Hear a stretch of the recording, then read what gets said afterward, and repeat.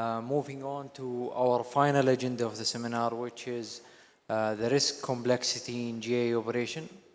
Allow me to welcome Mr. Shankar. Okay, hello everyone. So I'm back on the dais, and I'm here for let's say the finale part of the seminar, which is another panel discussion. And on this panel discussion, as you can see, is on an interesting topic. Probably it's like a tribute to the San and Fun event, which is happening, because San and Fun is a GA event. And this last topic for the day is a tribute to that. And we are going to have something on a GA flavor, which is the general aviation flavor, and that's on the complexities of risk management in general aviation operations. So besides the tribute part, why we are putting up this panel is also to acknowledge, most importantly, the fact that general aviation is a completely different beast altogether. It's very, very different from the scheduled air carriers like Riyadh Air, which is sitting here. They are completely different from what the GA operations happen. If you're working in a scheduled air carrier, let's say, and especially if you're in a full service airline, then your life is actually very, very predictable, both as a pilot and probably as a technician too. So it's so simple that for a pilot, you just fly into an aircraft which is already prepared by a team of engineers and a team of ground crew, which is there. You fly from a paved runway, a set runways like Riyadh, you land on a set runway like LHR, Heathrow, you fly on a set timetable, set paths, set durations, everything is set. You have everybody supporting you, a team of dispatchers, ops team, and everything is so organized. And of course, you know that you'll get breakfast and lunch inside the cockpit. You get occasional tea and coffee whenever you demand it. So this is the scheduled air carrier. Now for the general aviation, it's a whole different ball game. General aviation is like the 4x4. It's like the 4x4, what you drive here in Saudi Arabia on the sand dunes. It could be going up, down, left, right, zigzag. It could be anything. And unlike a scheduled air carrier pilot, which is always sleeping in the Hilton or the Intercontinental, a GA pilot, if he's flying a turboprop, and especially if he's on a helicopter also, he could be even sleeping in a tent or a container. So it's very, very different. They are landing in places where the 737s and the 320s do not land on the turboprops and the small jets. They are flying helicopters from where there is no actual landing ground, so they create a landing area, and this is where they are landing. They're flying schedules which change 4 to 5 times before you even start up the aircraft. I want to go here, I want to go there, let's take off now. Oh, no, wait, we're going to take off later. This is the GA world.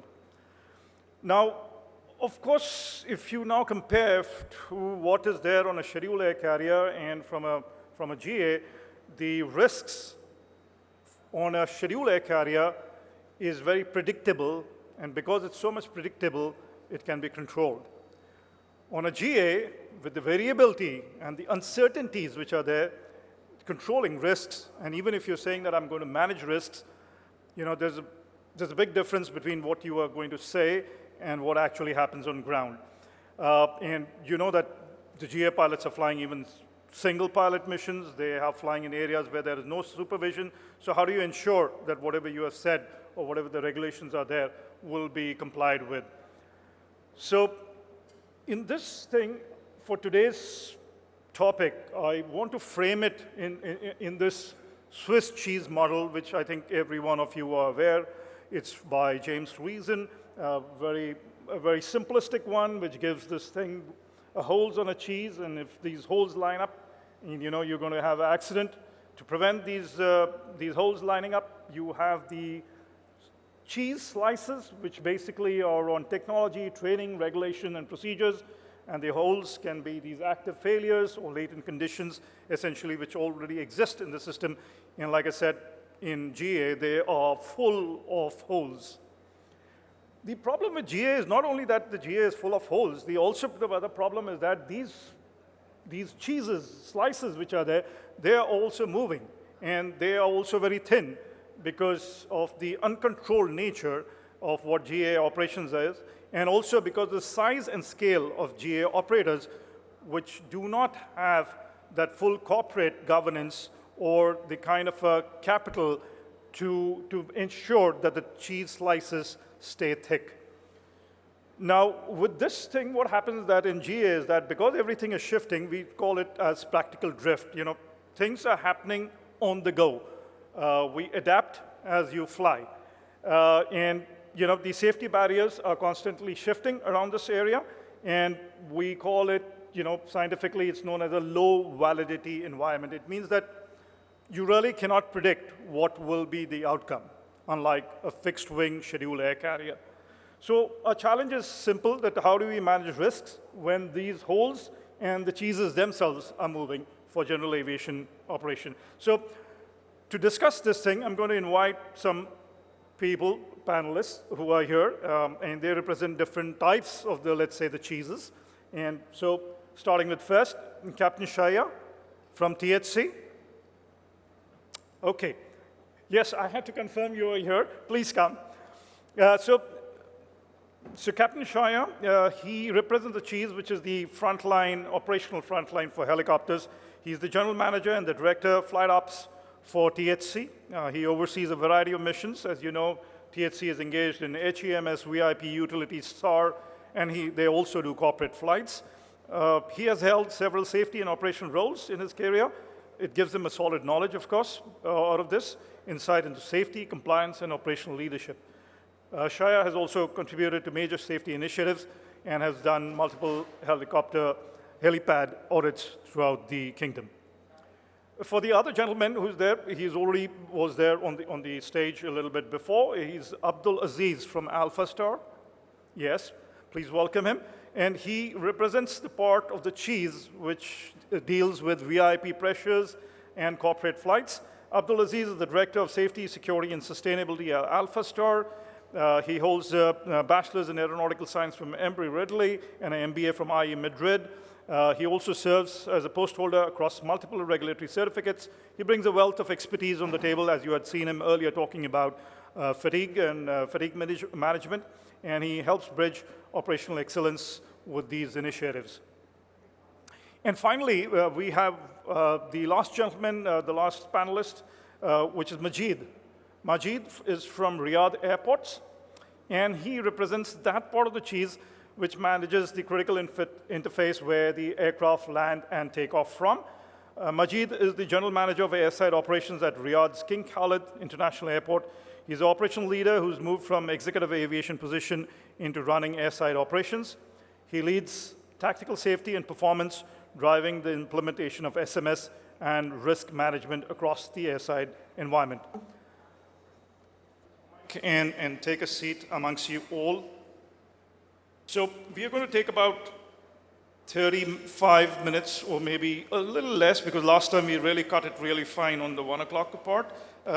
So, I'll start off with the elusive one, which is Shaya. And he knows why I'm saying elusive, because yesterday, yes, he was elusive man. So let me start off with him before we find you disappearing again. So Shaya, we know that how THC has grown. A couple of years back, you were hardly having any helicopters, and now you're already a 60 plus, and with the growth which is targeted, you're going to be 100 plus. That's the intent in the next couple of years. So with this kind of a growth in aircraft, you've also increased the number of people, I'm sure, around this part. And I do know that we can call it as THC is holding the United Nations of helicopters, because you've got so many people from different nationalities around there.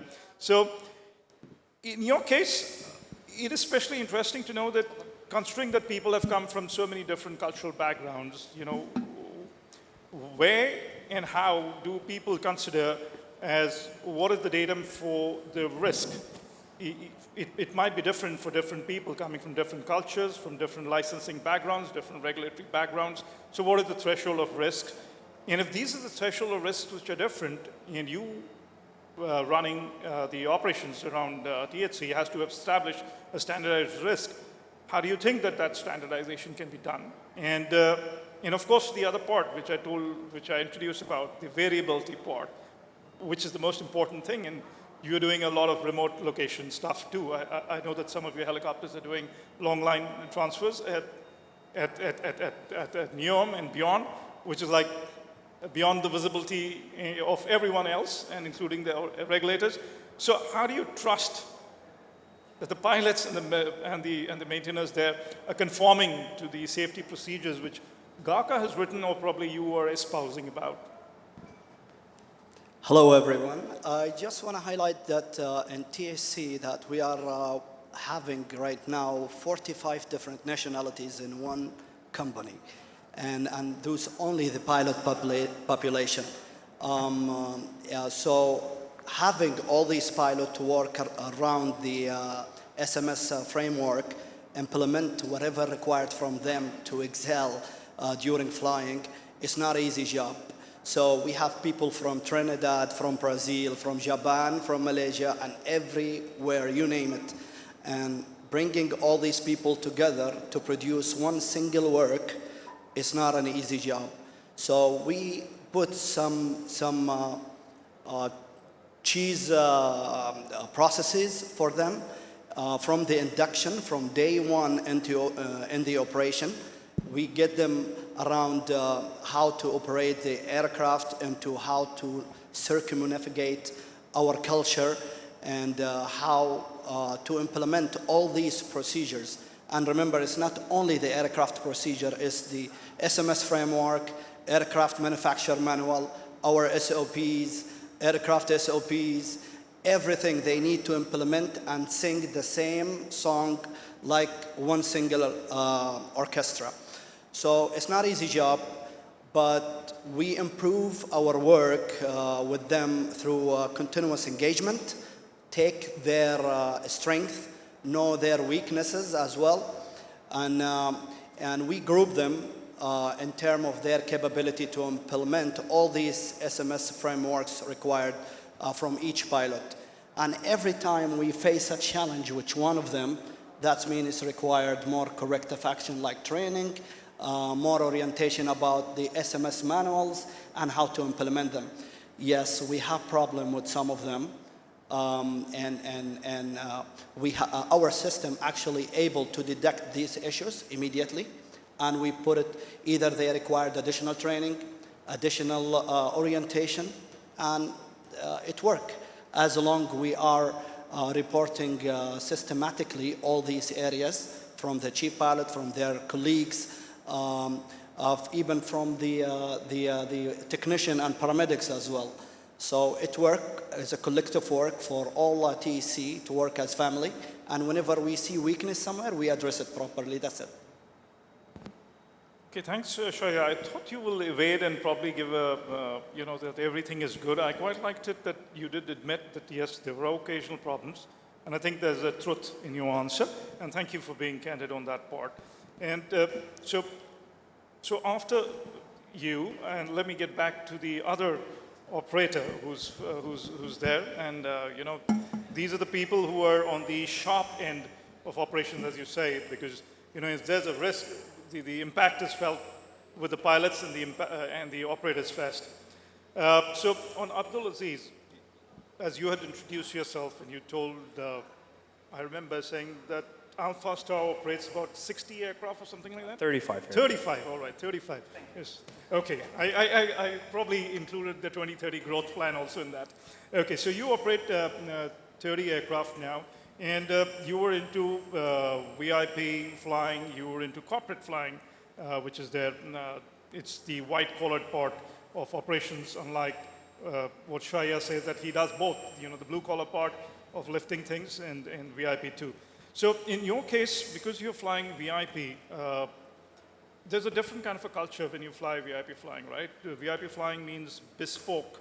VIP flying means luxury. VIP flying means you tell me what, and it'll be customized. Now, in this case, how do you, there'll be always a pressure from a VIP which comes in. that we need to do something and this is the change, or make it happen, because that's what VIP charter companies pride themselves with, that they can make things happen. And that's why they're in the business. And that's why they're preferred by these ultra high net worth guys who really do not mind shelling out money so long as the convenience is guaranteed. Now, in this case, how do you protect a pilot or a maintainer who might be on ground, who might be under pressure to bend the rules? And, especially in your case, because the customer who's paying is very close to the pilot or the maintainer. He's there. Unlike the scheduled air carriers like Riyadh Air, the pilot is here and the passenger's in the back. Everything is insulated. So how do you ensure this protection in your company that, you don't have this kind of a conflict with the pilots and maintainers, and meaning no could be done in the interest of safety? Actually, great questions, and thank you for bringing this up. Before we start, I want to thank you for the invite, because usually private aviation don't get that love in terms of expressing what we do in terms of private aviations and what goes behind the scene. So a little bit brief about Alpha Star. Alpha Star established 2010 with 2 aircraft, and now we have 35 aircraft. With that growth, I believe the organization itself have set a set of protocols and barriers for what's coming. The organization is agile to a point where we have set boundaries between what the flight operation goes through and the commercial team dealing with the commercial things. Make no mistakes, we understand that we are under pressure and we fly very sensitive individual and entities, but at the end of the day, the pressure sometimes is a privilege. And we are in a set of privilege to be helping these individuals and these entities. But we have masters over the years, moving between 7 different fleets and 1,000+ employees. The protocols of what's in the operation is in the operations, so these individuals don't go through any hassles or tackles or pressure, and they feel pressured. And whatever in the commercial side, we deal with it in a separate roles. All these 2 elements, the organization has multiple certifications, from ground handling, from maintenance, flight operations, 121, 125. We have managed to merge them all under one SMS, that agile to a point where all can be fit and everybody can speak the same language. That's it. Okay, thanks, Abdulaziz. I know that's a difficult thing, what you just said, and probably to enforce or to have it, but I'll come back to that later, all right? Coming to you, Majid, and you're looking after the airport, and that's where you have Saudia and Riyadh Air and all these big giants coming in with the organized way. And then you have the disorganized ones, which are coming from here, all right? And I know that in airports and everybody, they usually think of GA as second-class citizens, because they create all these variability, creates a lot of problems to the airport on their KPIs. And because of these variabilities, airports know that something could happen, and if it could happen, it's not the Lufthansas which are going to cause it, it's the little ones which are going to cause it. So now with this mix of growth of this traffic in Riyadh Airport, and I know you've already said helicopters not invited to this party, but at least if the jets are coming in and you have this mix of VIP and changes and everything else, these catering, special catering which will be coming on these flights, last minute changes, somebody will ask for a bouquet, somebody will ask something else, there's another car rushing in. So, there's an environment of what we call as a ramp rash, right? Something could happen, something could go wrong, and, I know that you have different terminals for this reason, for the GA operations, that in case something happens, you guys stay there. But also with the human variability, because Rad earlier had told us that, there's a whole lot of churn which happens on these ground handling and the airport part on the airside operations. What do you think that the protocols, the technologies are there with the Riyadh airport to de-risk these incidents which are there? And do you think that you could actually accommodate the THCs and the Alpha Star, or do you think that THC and Alpha Stars will have to conform to what you're dictating? Okay, first of all, مساء الخير, السلام عليكم ورحمة الله وبركاته.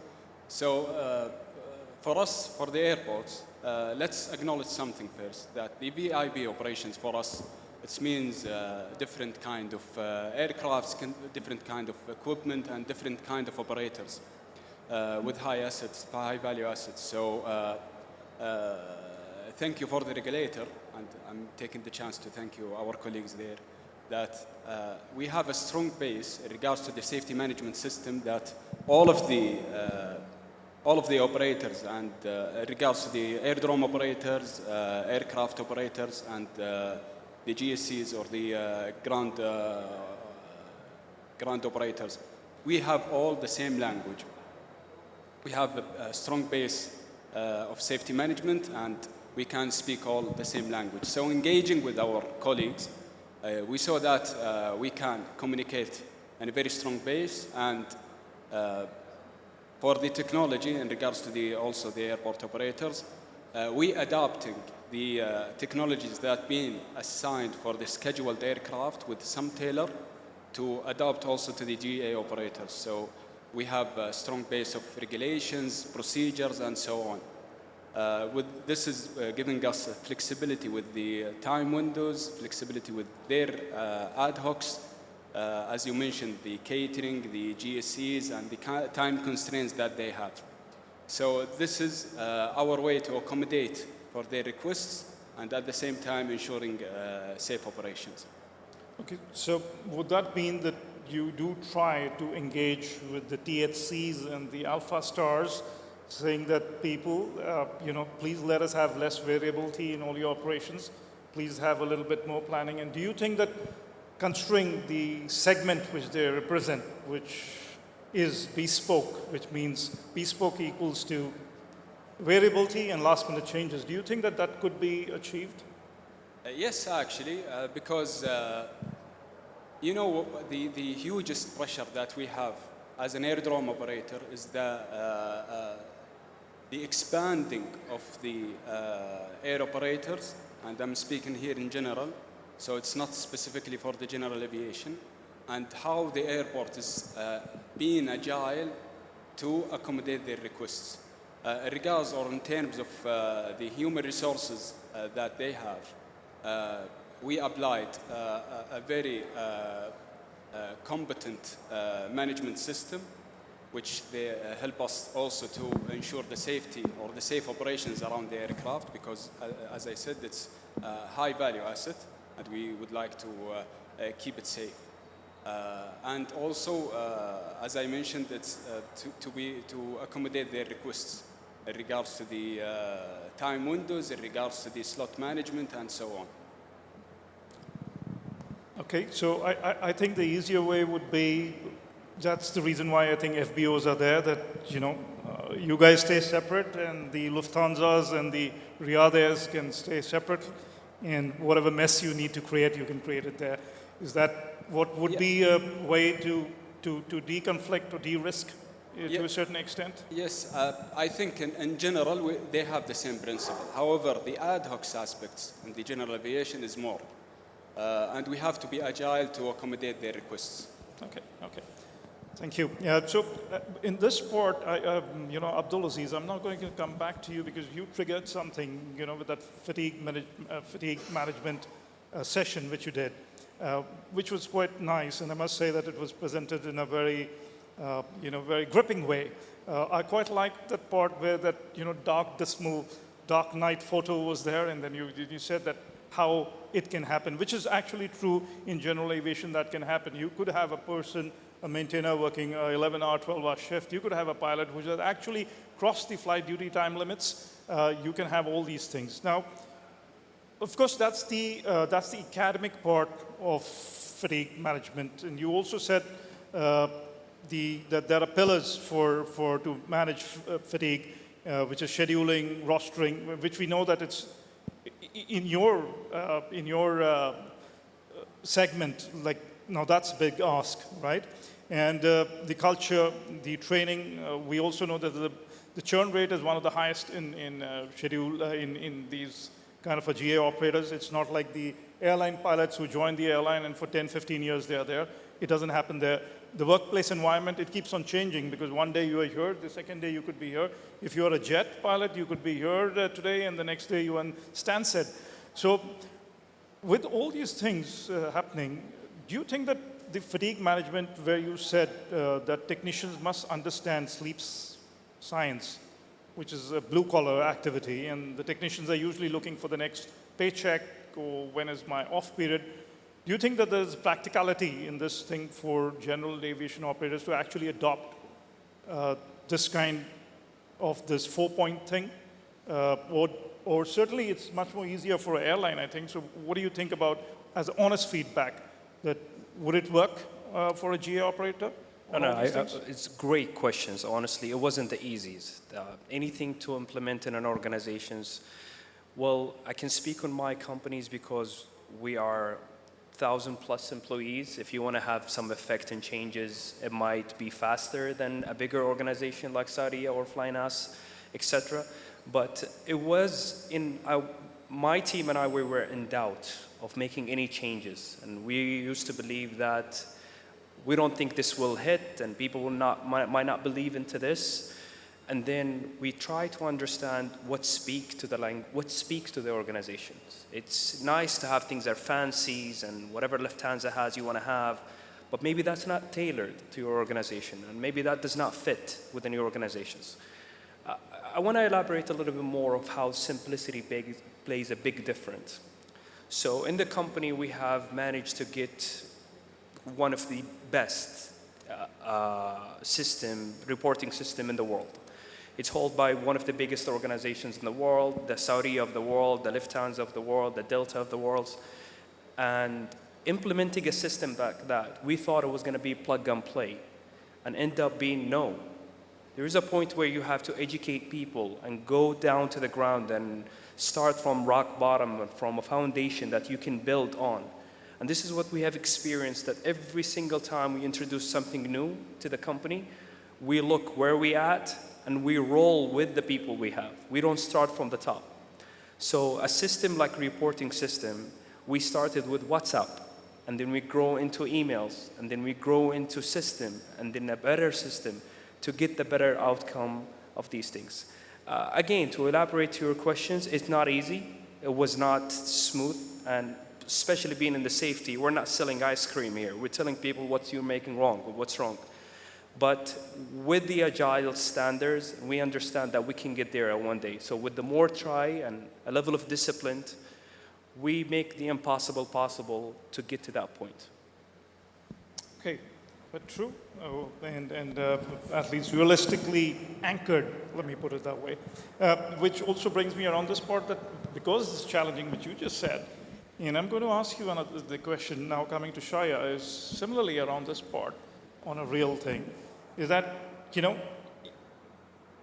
I know that you people are also engaged in doing aerial work flights.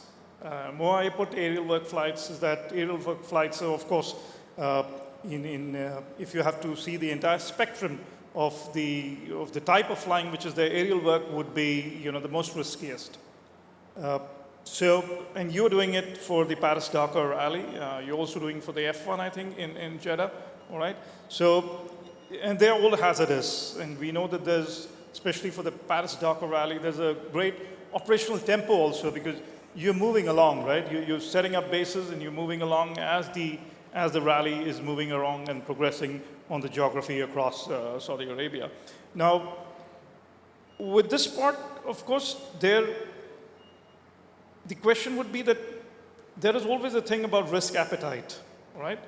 So do you think that the risk appetite during this season, for example, like Dakar, Paris-Dakar, which you're doing, is unintentionally increased, you're stretching the boundaries a little bit more because to keep up with that moving camp and the kind of operations which you're doing, because you need to give the thrill to the audience also, right? It's being televised to a million watchers across the world. So do you think that these things, whatever you're doing in this way, do you think that the deviances which would happen they get normalized, and then to do a reset back, that guys, Docker is over, and now we have to reset, and this is how we are going to do. Do you think that there is a challenge in changing these things and constantly saying that, okay, you know what, we did this thing, and now we change and we say we are going to do it this way now. And then again, next season we come back to that. True. At the beginning, once we were introduced to these type of missions like the Rally Dakar or Formula One in Jeddah, so at the beginning, yes, we faced some challenges in there, but when we implemented the dynamic risk assessment, so we are able to identify all these spikes or trends immediately, address them very quickly. So one of the pilots, for example, or Formula One in Jeddah, the pilot need to do a 300 loops around the aircraft on that around the track to keep filming and produce high quality filming aspect for Formula One for the world to see. And I know that's a lot of work on these two pilots, but I have another two pilots on standby for them to take over whenever one of them raise the flag. Whenever a pilot raises the flag, most probably after 3 loops or 4 loops or 100 loops, they are free to raise the flag without any punitive or why you didn't have enough rest yesterday. Or the technician, maybe it's not only the pilots. So we created an environment for everyone to raise the flag whenever it's needed. Otherwise, this will cost the enterprise a lot of risk. We don't want to reach that. We need to contain the operational risk within the operational risk circle as kind as possible before it escalates and become enterprise risk. So yes, we have some trends. We have some pilots who raised the flag and they wanted replacement. We changed. We have technicians who raised the flag and we replaced them. And we always have backup for the backup as well. Aircraft poses some more challenges in terms of the 4-axis pilotage, autopilot. We changed the aircraft immediately. The backup aircraft is just half nautical mile away from the aircraft. So money is not an object for our company. We always have a backup. We allow to have a backup, and anything happen, they will ask you, why didn't you have a backup for whatever happened? So this is how we control our operation and keep it within that protection line, symmetrical all the time. Whenever there is a deviation, we address it very quickly. For the last Formula One, we actually moved one of the pilots. He didn't raise the flag, but we thought it's too much. Step down, we assign another helicopter pilot.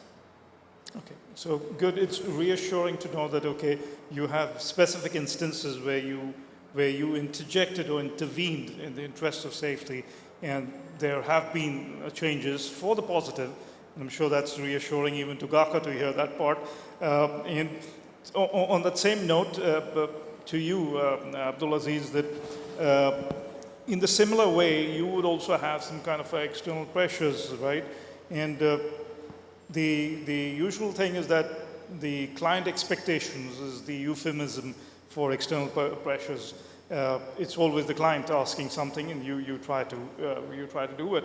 So, how do you educate the client, or do you think that you have the access, or do you think that in your company people could reach out to the client and say that you know what, could we just, you were using the aircraft 200 hours in a year, and I think there were 1 or 2 things which just happened this side, that side. Could I just get your ear for some time? Do you think that that's a possibility, or do you think that no, you have such ultra high rich clients that, you know, for them literally seconds $1 million, and you really can't get their ear? So what do you think about that? Transparency is a big thing to us. And again, we don't let the operation interfere of what's the business model is all about. We let the CEOs, the people that consider to talk to the VIPs to do their things, and we handle what the operation is all about. I think what makes us unique dealing with the sensitivity of the clients that we deal with, that our operation team have the right and the say-so whenever they are in need to be heard and listened to. non-punitive report get the most out of our reports in case of we're missing any bits and pieces within our safety management systems. But the company itself, other than the VIP aspect, imply the agile standard to a point that we're just so proud of it, to a point we are just going to wherever the country is pushing us to go in terms of growth. I want to share one of the activities that we are embarking in for the last, I would say, 3 years right now. So to share, in the south of Saudi Arabia, where Bisha, Jazan, and all these cities over there, we are encountering a very harsh and challenge for the forest fire. Alpha Star 3 years ago has been appointed to develop a fleet of air tractors, aircraft, to be in charge of putting all these fires down. Now, you ask, I've been in the organization for 10 years. You ask me one day I'm going to be responsible for putting a fire down in the south of Saudi Arabia, I would be, no. That is just not what I implied when I signed up for this job. Is it a mandate? Is it a task that we need to do and we need to work on? Absolutely. With a badge of honor. And the system and the company itself allowed to be agile to a point to move and customize itself to handle a project like that. So this is just like another Formula One, and there's just another 300 turn around to my friend Shaya here. We're just aligned to a safety management system that can be plugged and play and agile and mold in any activities within the organization. Okay, I quite like it that you two are the birds of the same feather, and you're kind of leaning on each other for something. We only see each other in conferences. We don't. Okay. All right. Last question now to you, Majid, is you have all the GA operators which are coming around, and we do understand that there are risks around GA operations. Do you think that if you had to, if let's say Riyadh Airport had to do some kind of a onboarding or a sensitization session around standardization of, let's say, the ramp safety, do you think that you do have the buy-in from the THCs and Alpha Stars, or right now they're just talking about all the good stuff, but actually you can never find them?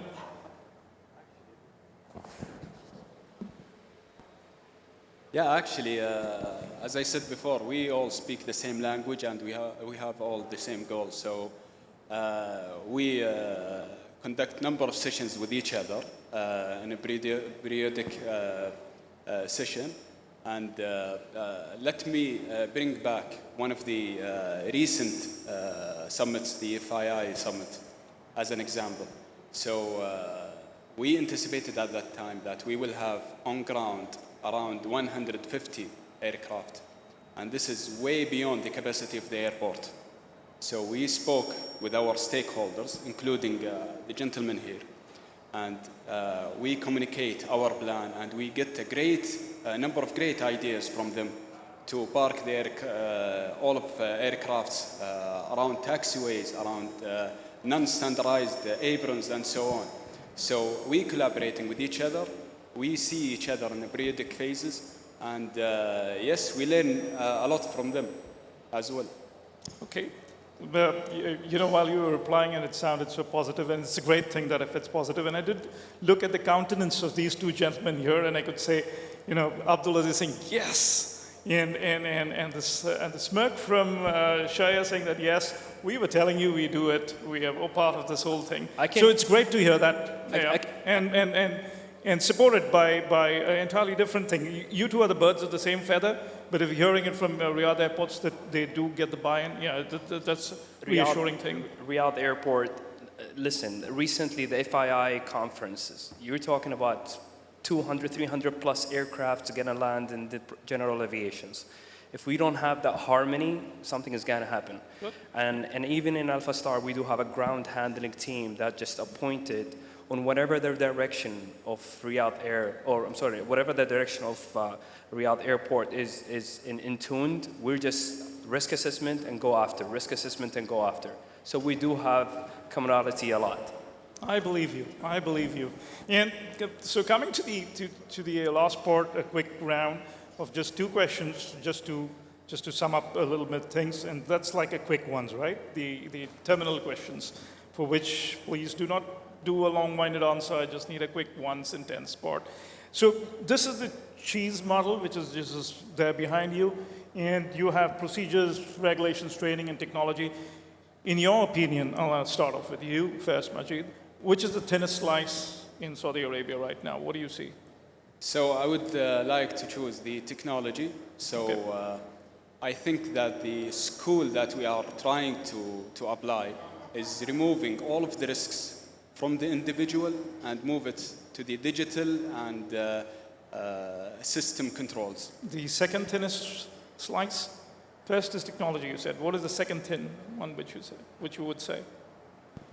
Yeah, also for the training. So, Okay, yeah. okay. What about you? Straightforward regulations. GACA has been supportive, has been opening their arms, their ears, and listening to us. We are saying, so you mean to say that's the thickest slice? The regulations are protecting you. The question is, which is the thinnest The slice? thinnest technology. I have to agree with you. Thinnest technology. Thinnest technology. All right. And I have to add regulations as well, because not all the activities that we are having in tune with what the regulation is all about. So Okay. they've been working with us in these things. Right. Shaya, I would say technology and regulations. they are the thinnest. Yes. Yes, so you would say, okay, being an operator, and I know that there are, we did have this drift earlier, which we talked about yesterday. We were just mentioning that is regulations keeping pace with the growth? Is it anchored in reality? Is it just? So I think that's where you are coming from. We missed you in the last panel. Maybe you could have elaborated on that. And on the last question, a quick one is that, you know, if you take a scale of 1 to 5, 1 being terrified and 5 being fearless, how safe does a junior employee in your organization would feel about reporting a mistake to a Saudi general aviation company? You are not a general aviation company, but you interact with them, right? So could you respond? 1 is terrified, 5 is fearless. There's a problem, I can just open up and speak. Yeah, I will choose the middle ground. So 2.5, Yes. all right? You? I'll go 3. Shoya? I'll do 5. So 5 is fearless. He can say it. Absolutely. The system give you the option for anonymous. You can just think it over again. 5 is completely fearless. It's like a perfect organization with just cultures absolutely embedded. Do you think that it's still a 5? So For the Saudi GA we are talking about. once we added the function for anonymous reporting, I took the fear factor out of it. Okay. So anybody can report. All right. Thank you. So with that part, we come to an end of this panel, and we did realize that, yes, there are a lot of complexities around general aviation, and that's why I said in the starting, like, GA is a different beast altogether, and we need to see it in that perspective, that the variability which are there and the changes which happen, that unpredictiveness which is there on GA, the traditional forms of risk management which has been established for, let's say, the scheduled air carriers would not work in GA operations, and we need to see it in a different way and probably address it in a different way, where we understand that the work is imagined, what the regulations are saying, and the work is done as what the pilot is actually doing on the ground may be very different. And it is the work of the regulator to see that this work is imagined and work is done is as straight as possible, and also for the operators to bring up to the notice that, you know, hey, we need to be more pragmatic around the regulations, and probably this is what we need to do. So thank you very much, my dear panelists, and being here and sparing your time. I know, Shakir, for you, yes, the elusive man to be here, and to all the others, thank you very much.